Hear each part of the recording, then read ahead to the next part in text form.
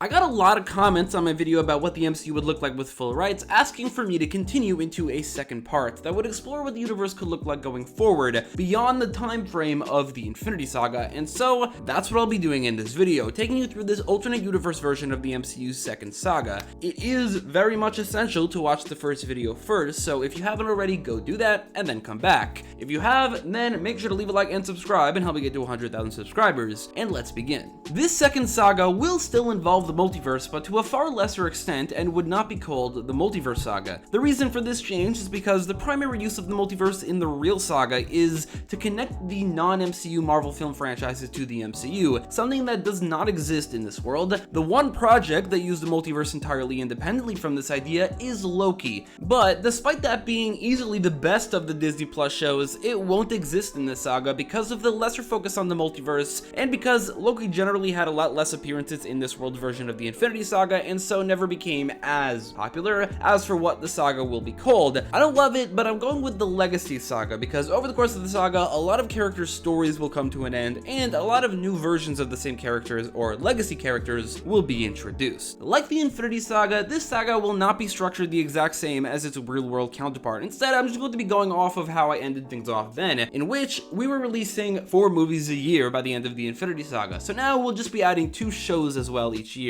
for a total of 6 projects per year. It's a lot, but it is still less than what the MCU released in 2021 in the real world, and a lot less Marvel content than is released most years when considered non-MCU projects. So to me, this does seem very fitting. All that being said, before we do get into this new saga, I think we should take a look back at the Infinity Saga time frame and see what shows set in the MCU aired during that time, giving a counterpart to each real Marvel Cinematic Universe show. First off, with more options for possible spin-offs from Phase 1, instead of an Agents of S.H.I.E.L.D. show, they'd go for the more popular world of the X-Men, and would make a show called Brotherhood of Mutants, which would show what Magneto was up to for all of these years, as well as introduce Emma Frost, Sebastian Shaw, Polaris, and a lot of others. Ultimately though, like Agents of S.H.I.E.L.D., the events of this show doesn't quite matter. Replacing Agent Carter would be Black Cat, a spin-off of the Spectacular Spider-Man, which I'm retconning to have introduced her. Again, ultimately these events do not end up mattering, and it only goes for 2 seasons. Instead of wanting to replace the X-Men with the Inhumans, they just expand the X-Men world with an X-Force show, introducing a few of the more minor mutants given spotlight. A lot of them will be returning in this saga. Speaking of characters who could be returning for the new saga, the Defenders saga on Netflix could be very similar, with Jessica Jones, Iron Fist, and Luke Cage remaining, but instead of Daredevil, since he got movies, this saga would be kicked off by a Moon Knight show, with all 4 shows leading into the Defenders, and then instead of the Punisher, who also appeared in the movies, there would be a Deathlock show.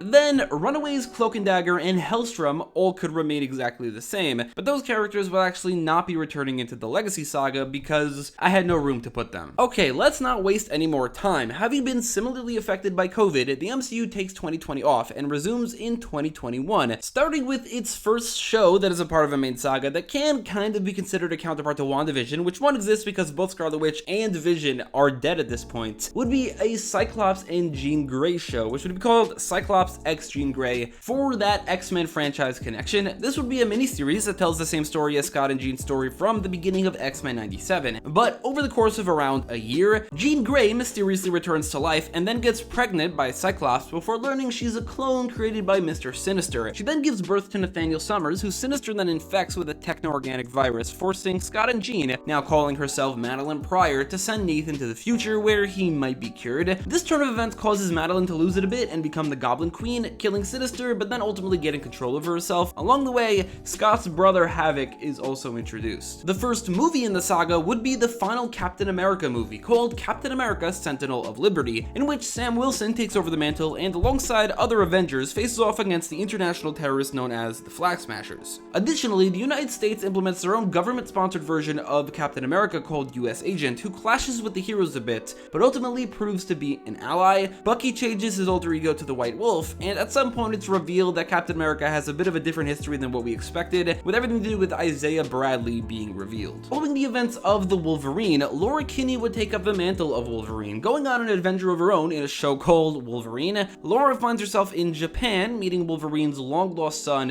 Daken, who she is forced to kill. Daredevil Born Again completes the Daredevil trilogy in an epic fashion. Daredevil faces off against Kingpin one final time, with the conflict also involving Bullseye and a new villain named Muse, and ends with Elektra's death, Daredevil's identity being outed, and Kingpin being sent to prison. This time though, he's never going to get out. Completing the Thor trilogy would be Thor Love and Thunder, which for all intents and purposes could be very similar to the real movie, aside for the lack of Korg, which actually would change it up a lot, replaced instead by Drax, and also this is Valkyrie's debut, but going forward she wouldn't ever be really a major character. Rounding off 2021 would be the sensational Spider-Man, in which Peter Parker is going through a lot of hardship and he blames it all on the symbiotes changing his emotional state. Later it's revealed that that is not the case because it wasn't for a few years. Instead, Peter gets rid of the symbiote, which goes to Eddie Brock, but it's only because he got rid of the symbiote that the symbiote then has a vendetta against him. Eddie Brock obviously becomes Venom. Peter gets the new red and blue suit and faces off against Venom, ultimately managing to appeal to Eddie's humanity. Eddie manages to vibe with the symbiote better than Peter ever did, setting him up for his own movie. Along the way, there's a focus on Peter balancing being Spider-Man with being a father to a now 5-year-old Mayday, and also technically being the leader of the Avengers, although all of the Avengers stuff happens off screen in this movie.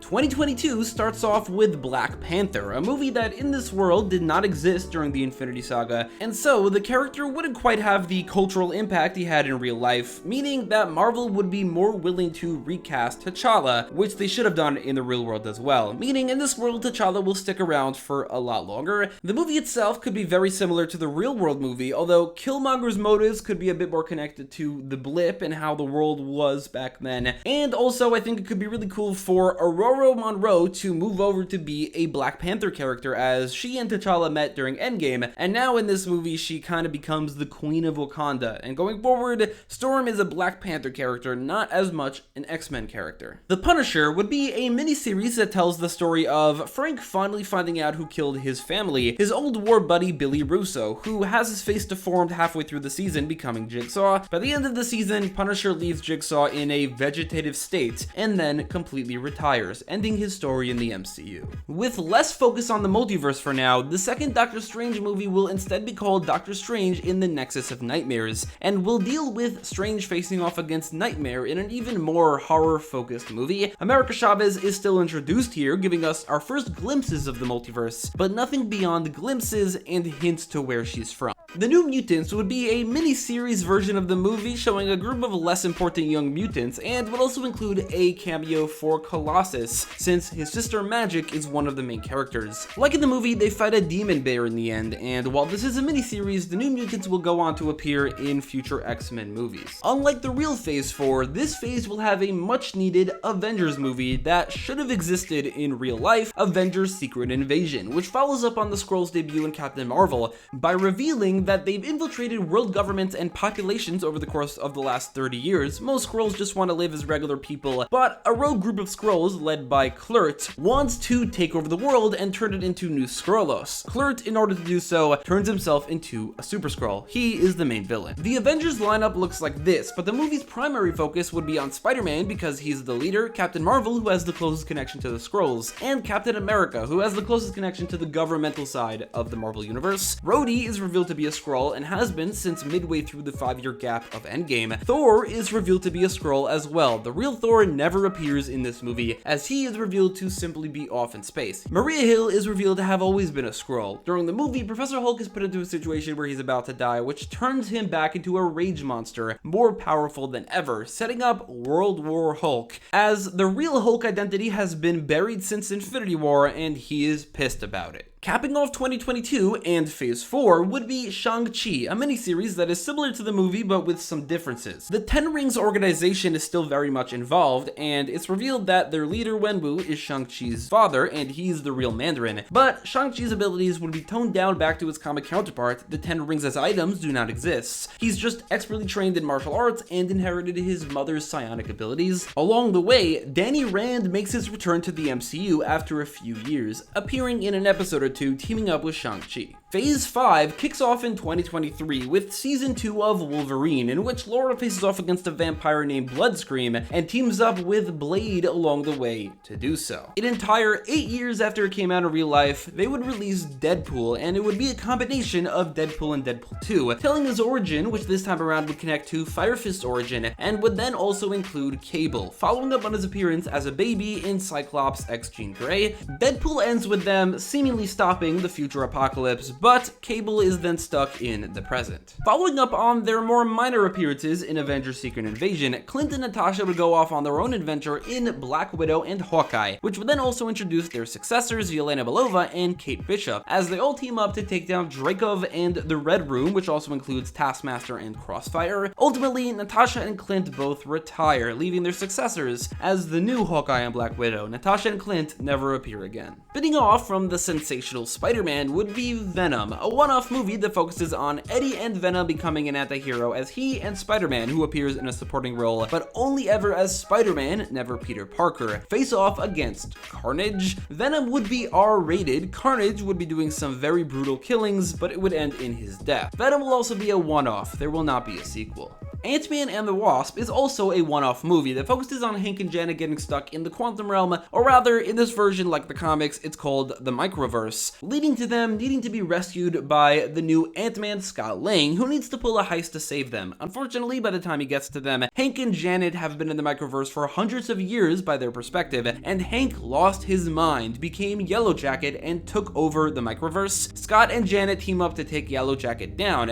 which ends with Janet's death, which kind of snaps Hank back to his senses, and he willingly returns to Earth. Capping off 2023 would be the first X-Men movie of the saga, X-Men Genesis, which brings together all of the different mutant franchises under one project, with the exception of X-Force, who will be returning later. In this movie, Magneto returns to the main MCU as he and a few more mutant leaders form the nation of Genosha. This would then go off in the same direction as X-Men 97. Out of nowhere, Genosha would be absolutely massacred by a giant sentinel called the Master Mold, which would kill off many mutants and radicalize certain others. The Master Mold was unleashed by the main villain Cassandra Nova, who is killed in the end, as the heroic mutants are helped by the living island known as Krakoa, which Cyclops then decides to form a new mutant nation on that island, which will be the headquarters of the mutants throughout the saga. Phase 5 will not have an actual Avengers movie, but as close to one as you can get without calling it Avengers. 2024 kicks off with World War Hulk, a pseudo-Avengers movie which deals with a more savage, rageful, and out-of-control Hulk than ever, going on a rampage across the world, and he's also a lot more powerful than ever before. The Avengers lineup have gone through major changes since Secret Invasion, including the actual return of Thor, and the conflict brings in many non-Avengers from across the Marvel Universe, as it becomes an international issue, as they all team up to try to stop the Hulk. One corner of this involves the US government, with Thaddeus Ross turning himself into the Red Hulk. Along the way, Jennifer Walters also becomes She-Hulk, and in a big final fight, Hulk actually kills Red Hulk as well as Drax, but is eventually defeated by the heroes and is locked up in a high security facility that is able to hold him, thanks to being enhanced by magic. If you saw part 1, you know that in this world, Marvel would not make a Guardians of the Galaxy movie in 2014 since they have the rights to so many other more popular teams. But now, a decade later, they would now get around to it. Obviously, the movie would have to be a little bit different, if not very different, since Drax, Gamora, and Nebula were already around and have also already since departed the world. Replacing Drax and Gamora would be Mantis and Adam Warlock. And the plot would be a combination of volumes 1 and 2 with elements of 3, including Adam Warlock's origin, with Star-Lord's origin being given even more focus as it connects already to Ego appearing as the main villain, his father, which then also includes Mantis's debut. And then, like Volume 1, the movie will end with Groot's death, and then the birth of Baby Groot.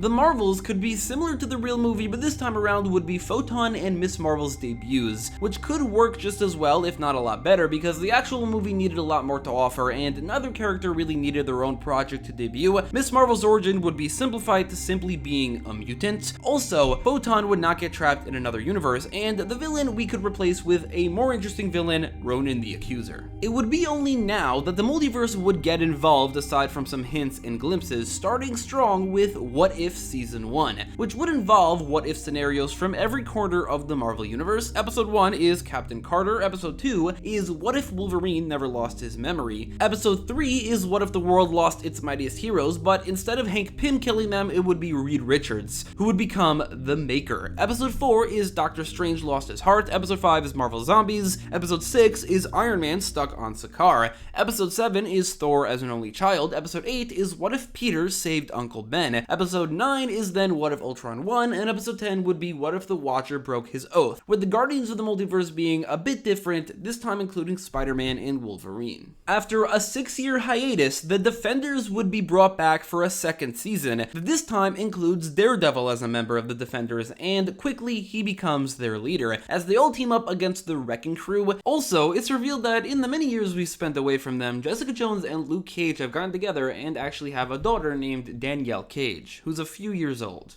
There won't be another season, but the Defenders will continue to appear from time to time. Fantastic Four Future Foundation will be the fourth and final Fantastic Four movie, which seems like a fitting number of Fantastic Four movies. In this movie, Reed, Sue, and Ben would rebrand to the Future Foundation, and they recruit Spider-Man, who temporarily gains a new costume, although by the end of the movie, he would leave the team as Franklin Richards, now a teenager, becomes a hero known as Powerhouse. Also, Sue would give birth to Valeria Richards. The villain is King the Conqueror, a future descendant of Reed and Sue's, who perfected time travel in the 31st century. King is defeated, but not killed, and while he will return, he will not be the saga's big bad. 2025 will start with Eternals, a miniseries version of the Eternals movie, basically being exactly the same, but with a lot more depth and time giving to the characters and lore. All the other characters who either lost their powers or died, the same things will happen here. Another movie I'm changing to a miniseries is Thunderbolts, which would have a bit of a different lineup that includes Wolverine, the return of Deathlock, and the Abomination, who will team up like it seems like the movie is going to do against the Sentry's evil alter ego, the Void, leading to the deaths of Ghost, Abomination, Taskmaster, and US Agent, before Sentry manages to get full control. It's also revealed that Sentry's technically been around in the MCU since the first Avengers movie, but everyone forgot about him because that's a part of his power set. Following the multiverse's first big focus in What If, the Prime MCU universe connects to the multiverse for the first time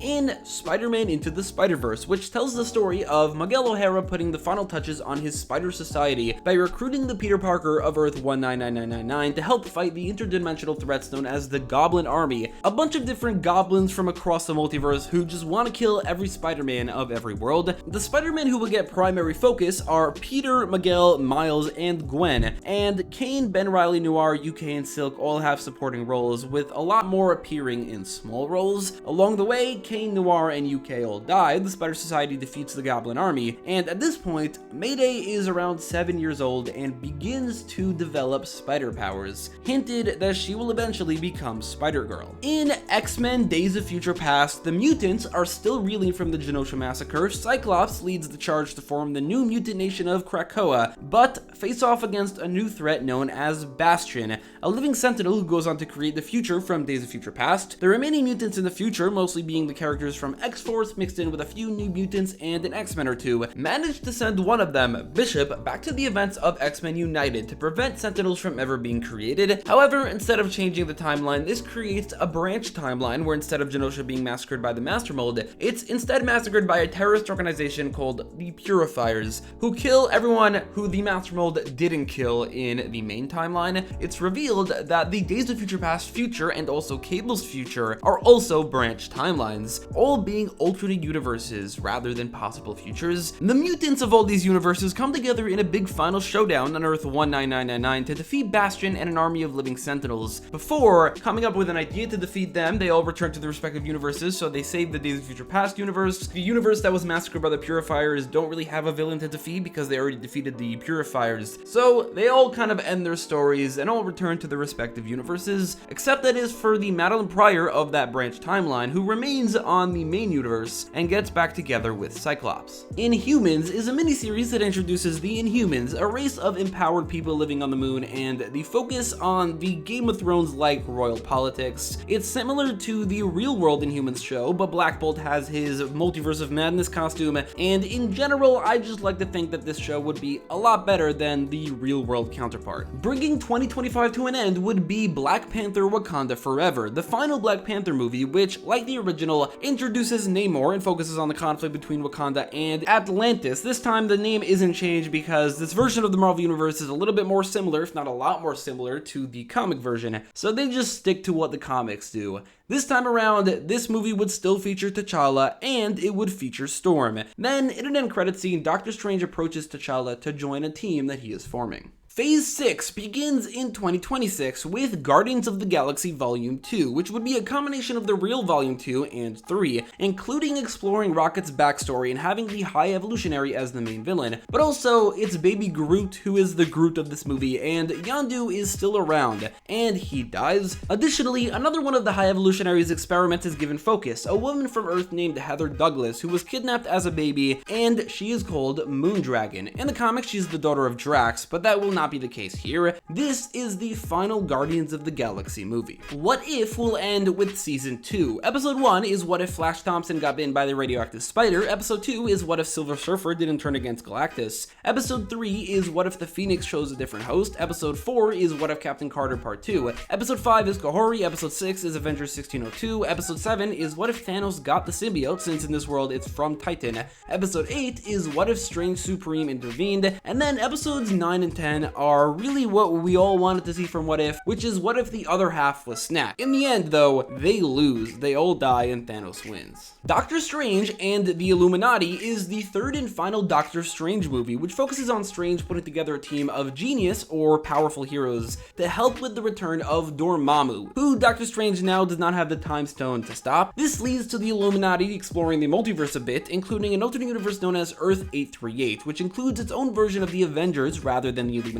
They would be called the Ultimates rather than the Avengers. The prolonged multiversal crossover and connecting conflict causes an incursion between the two worlds, leading directly into Secret Wars, which we'll get to really quickly. Before Secret Wars would be two shows about individual characters and their stories who will have large roles in the final chapter. Firstly is Spider-Woman, a miniseries focusing on Jessica Drew going through her Ultimate Universe origin of being a clone of Peter Parker's, who gains her own identity over time as she faces off against her creator, the Jackal. And then there's Wonder Man, also a miniseries which shows Simon Williams' origin of inheriting his father's business, failing that business, and being led into criminal operations by his brother Eric, who is a technology-based supervillain working for an organization known as AIM, and he is known as the Grim Reaper. AIM is led by MODOK, who experiments on Simon, turning him into ionic energy, and then having failed his father's business, Simon decides to pursue acting and do nothing with his powers. Eventually, though, Simon realizes he needs to stop AIM, so he uses his powers to stop his brother and MODOK, hurting his career in the process. Although, as the show comes to an end, the events of the incursion from Doctor Strange and the Illuminati are shown. 2026 is brought to a close with Avengers Secret Wars, which follows up on the incursion from Doctor Strange and the Illuminati, revealing that the incursion set off a chain reaction of incursions across the multiverse that is bringing it all to an end, rather quickly in fact. The heroes and some villains of the MCU, as well as many heroes from across the multiverse, are saved from the multiverse's destruction by a being known as the Beyonder and brought to a place called Battleworld, a world made out of pieces of several Earths and other planets across the multiverse. The Beyonder is revealed to be a renegade of a race of omnipotent godlike beings called the Beyonders, who would be mentioned maybe in What If by The Watcher. The Beyonders caused the end of the multiverse on purpose. The renegade Beyonder was too big a fan of what he saw as the black and white fight between good and evil, exemplified by the heroes and villains of the Marvel Universe. So not only did he want to keep that around, but he also forces a situation where the heroes and villains have nothing better to do but to fight each other. The heroes deal with the likes of Galactus and King the Conqueror. The Illuminati and heads of the Avengers and X-Men then put their heads together to figure out a way to restore the multiverse. Many characters die along the way, but ultimately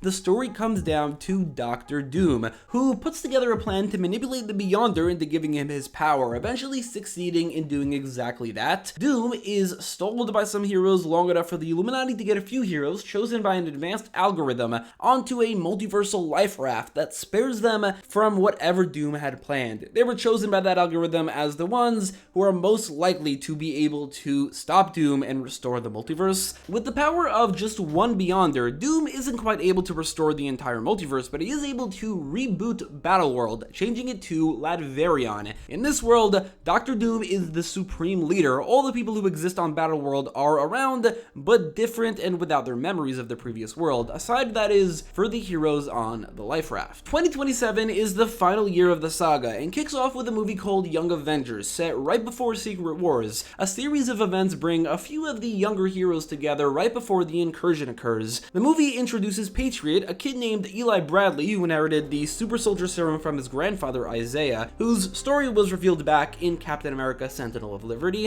And then are Wiccan and Speed, the children of the versions of Scarlet Witch and Vision from Miles Morales' world, who came to the MCU to bring him back. The Young Avengers are joined by America Chavez, who brings them across the multiverse as they face off against a variant of Kang's known as Immortus. This would be a good time to introduce Iron Lad as well, but I think we've introduced enough characters. As the story comes to an end, the multiverse begins to die as the Young Avengers are in another universe. As they step through America's portal, they end up on Latveria, post-Doom's takeover with their memories intact. Because of how time works with all that involved, Latveria had always been Latveria, and that, combined with America Chavez's powers, allowed them to kind of skip Battleworld, and so they are one of the few who remembers the previous world. Deadpool Battleworld starts off with the events of Secret Wars, but from Deadpool's perspective. Doom's change to Latveria happens a few minutes in, but then Deadpool wakes up in Latveria with his memories intact. Because of his fourth wall breaking abilities, he is immune to reboots.